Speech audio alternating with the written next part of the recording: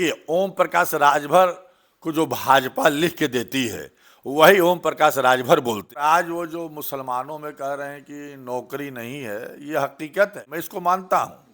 ये मुसलमानों को क्या देंगे? ये अपने लिए बेचैन मछली की तरह से छटपटा रहे हैं। जो अपने समाज के लिए कुछ नहीं किया, वो मंत्री थे, अपने समाज के लिए कुछ किया होते तो फिर मुसलमानों के बारे में बोलते तो मेरे समझ में आता। ये जब हम बोलेंगे तो लोग कहेंगे मुसलमान पढ़े लिखे नहीं होते हैं, तो मैं उसका तर्क हमेशा मैंने दिया है कि क्या मुसलमान इस लायक भी नहीं है कि वो चपरासी की नौकरी पा सके? कहीं ना कहीं सौतेला व्यवहार हुआ है, कहीं ना कहीं इंटरव्यू वगैरह में उसको जो है छांट दिया गया। समाजवादी पार्टी पर हमेशा इल्ज़ाम लगाता रहा है कि वो यादवों को लेकर हमेशा आगे रहते। सच्चर कमेटी की रिपोर्ट में मुसलमानों को बताया गया कि इनकी हालत दलितों से भी बदतर है। अखिलेश यादव जी का सवाल है, लोग इल्ज़ाम लगाते हैं कि जब यादवों के यहाँ कोई मौत होती है तो चले जाते हैं। अगर वो हमारे यहाँ आ भी जाएंगे तो हमारे भाई की मगफरत तो नहीं हो जाएगी। ओम प्रकाश राजभर का एक वीडियो वायरल हो रहा है, बल्कि इसके पहले भी एक वीडियो वायरल हुआ था जिसमें वो मुसलमानों को लेकर बराबर बात करते नजर आ रहे हैं। मुसलमानों के मसीहा बनने के लिए लग रहा है कि बहुत तत्पर रहे हैं और बराबर जहां भी जाते हैं मीडिया में वो बोल रहे हैं कि मुसलमानों के लिए किसी भी पार्टी ने आज तक कुछ नहीं किया, चाहे समाजवादी हो, बसपा हो, कांग्रेस हो या दूसरी अन्य पार्टियां हो, हमेशा मुसलमानों को सबने ठगा है। वो मिसाल देते हैं कि आज़ादी के बाद मुसलमान जो है 38% नौकरी में थे, लेकिन उसके बाद उनकी प्रतिशत बराबर घटता गया और आज भी मुसलमानों को कोई पूछने वाला नहीं है। तो इस सब पर बात करने के लिए बनारस में मौजूद और बनारस से हमारे साथ उत्तर प्रदेश समाजवादी पार्टी के सीनियर रहनुमा अतहर जमाल लारी साहब मौजूद हैं, उनसे हम बातचीत करेंगे। लारी जी, बहुत बहुत स्वागत है आपका। आपका भी स्वागत है, आपके दर्शकों का भी स्वागत है।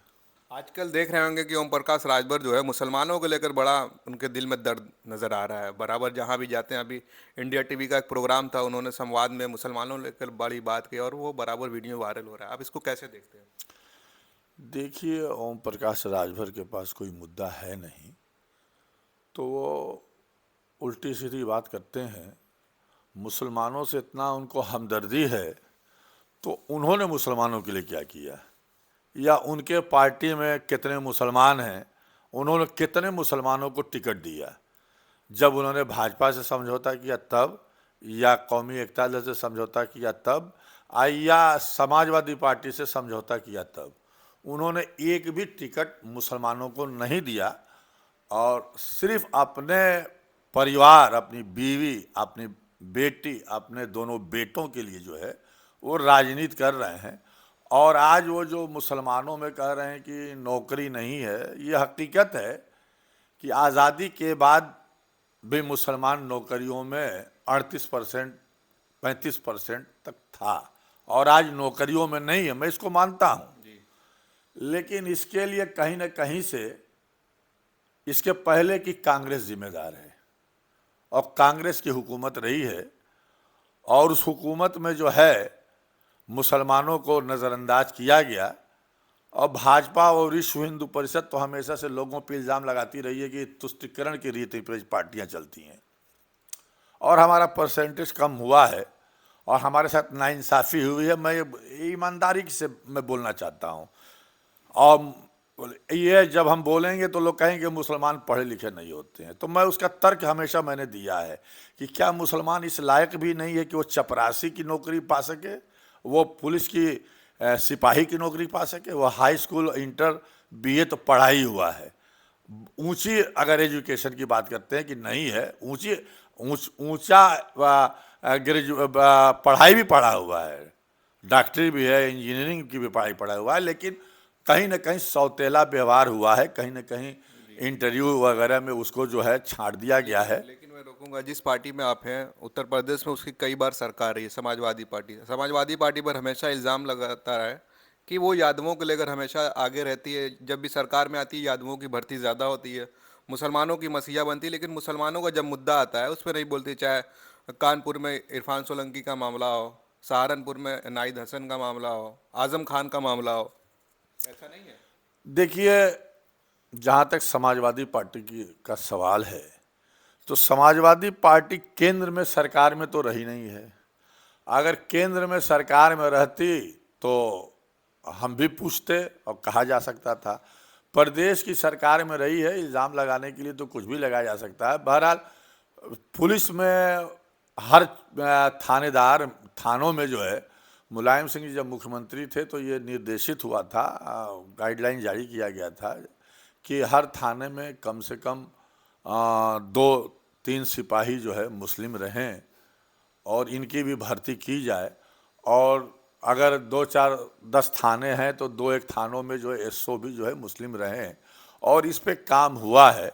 और जहाँ तक नौकरियों का सवाल है तो भाई केंद्र में जिसकी सरकार रहती है वो नौकरी दे सकती है। ये सही बात है कि सच्चर कमेटी की रिपोर्ट जो आई, सच्चर कमेटी की रिपोर्ट में मुसलमानों को बताया गया कि इनकी हालत दलितों से भी बदतर है और मुसलमानों के लिए बहुत काम नहीं हो पाया है।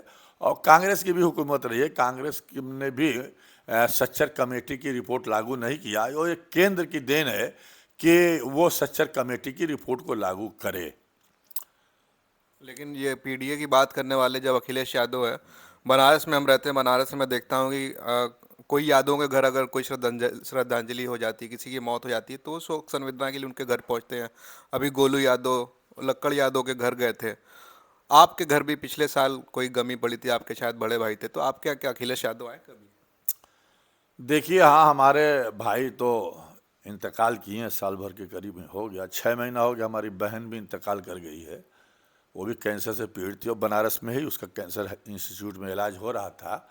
और बनारस से जैसे उसकी शादी हम कानपुर में किए थे, और यहाँ से जिस दिन गई है उसी दिन दूसरे दिन जो है कानपुर में पहुँच के उसका इंतकाल हो गया। और भाई भी हमारे इंतकाल जब किए थे तो कैंट की जो प्रत्याशी थी तो वो लखनऊ में उन्होंने हमको एक फ़ोन किया कि भाई आपके भाई साहब इंतकाल कर गए हैं, तो एक शोक पत्र जो है ऑफिस से जाने वाला है, अपना नाम और एड्रेस वगैरह बता दीजिए। तो हमने एड्रेस बता दिया था, लेकिन कोई पत्र नहीं आया। जहाँ तक माननीय अखिलेश यादव जी का सवाल है, लोग इल्ज़ाम लगाते हैं कि जब यादवों के यहाँ कोई मौत होती है तो चले जाते हैं, जैसे देवरिया की बात होती है और बलिया की बात होती है, और अभी आपने यहाँ की बात किया है, भट्टी आए थे, ठीक है।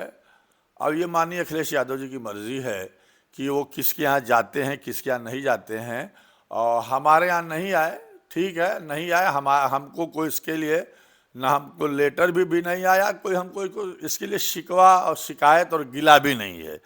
अब उनकी मर्जी है, माननीय अध्यक्ष जी को हो सकता है समय न हो, या उनके लोगों की मैं गलती जरूर मानूंगा। जो लोग उनको सारी खबर देते हैं, एक एक न्यूज़ बताते हैं, जो उनका तंत्र है हर बात तक को उनके तक पहुंचाने का, उन लोगों ने पहुंचाया नहीं होगा माननीय अखिलेश यादव जी के पास। अगर माननीय अखिलेश यादव जी के पास इस बात को पहुंचाया गया होता तो शायद वो हमारे यहाँ भी आते, लेकिन ये उनको पहुंचाया नहीं गया होगा। तो हम उनकी कमी तो नहीं मानेंगे भाई, उनको तो जो पता चलेगा, जहाँ जब पता चलेगा तो तभी चलेगा। वो तो कोई सपना तो देख नहीं रहे हैं कि वो किसके यहाँ मौत हो रही है और किसके यहाँ क्या हो रहा है। बहरहाल, जहाँ तक आजम खां और इरफान सोलंकी और इनकी बात आप कर रहे हैं, नाहिद हसन या और जिसकी वो पेट्रोल पंप की बात तो है, तो बहरहाल अब विरोध पक्ष के लोग तो इसको उड़ाने का काम करेंगे ही, इसको हवा देने का काम करेंगे। हम कहना चाहेंगे कि माननीय मुलायम सिंह जी की देन है कि इतनी बड़ी यूनिवर्सिटी जो है आज़म खान ने जो है बनवाया, ये मुलायम सिंह की ही देन है, माननीय नेताजी की जो है। और मैं तो माननीय नेताजी के साथ रहा भी हूँ। और उन्होंने देखिए पदाधिकारी जब बनाया, जब जनता दल के प्रदेश के अध्यक्ष बने तो 2 मुस्लिम महासचिव सिर्फ बनाए थे उन्होंने। एक आज़म खां को उन्होंने बनाया था पश्चिम से, और पूरब से हमको बनाया था महासचिव। और आज़म खां को भी मानते थे, हमको भी मानते थे। पूरे उत्तर प्रदेश में जहाँ भी उनकी सभाएं हुई 2-2 लाख 3-3 लाख की, उसमें हम भी जाते थे, वो भी। लेकिन आज अखिलेश यादव की प्रदेश अध्यक्ष मुखिया हैं, आज कोई बड़ा पद तो आपको नहीं दिखता हुआ मिल रहा है। बट ठीक है, देखिए आज तक हमें अखिलेश यादव जी ने कोई पद नहीं दिया, वो उनकी मर्जी है, वो उनका अधिकार है। और मैं तो बहुत पदों पे रहा हूँ, नेताजी ने हमको महासचिव बनाया था, फिर अपना दल में प्रदेश से लेकर राष्ट्रीय प्रभारी भी रहा हूँ। और देखिए, मैं जो हूँ एक जो है भक्त हूँ, चाहता हूँ कि अखिलेश यादव जी आगे बढ़ें। मैं भाट नहीं हूँ, हम उनके पार्टी में है, उनके लिए है, हम चाहते हैं कि वो मुख्यमंत्री बने, देश के प्रधानमंत्री बने। हम जो है गणेश परिक्रमा करने वाले नहीं हैं कि हम गणेश परिक्रमा करें। हमने कभी किसी पार्टी में टिकट मांगा भी नहीं, पद भी नहीं मांगा, और आज भी हमने माननीय अखिलेश यादव जी से कभी पद नहीं मांगा। और हमको जिस पार्टी में जहाँ भी हम रहे हैं, खुद पार्टी के लोगों ने हमको पदाधिकारी बनाया है, टिकट दिया है, चुनाव लड़ाया। ये ज़रूर है कि मैं अपने पैसे से चुनाव लड़ा हूँ, जिसमें हमारी ज़मीन, मकान, अरे मकान तो नहीं, मकान ही एक बचा है, ज़मीन भी बिक गई, दुकान भी बिक गई, ख़त्म हो गया, अपने पैसे से चुनाव लड़ा हूँ।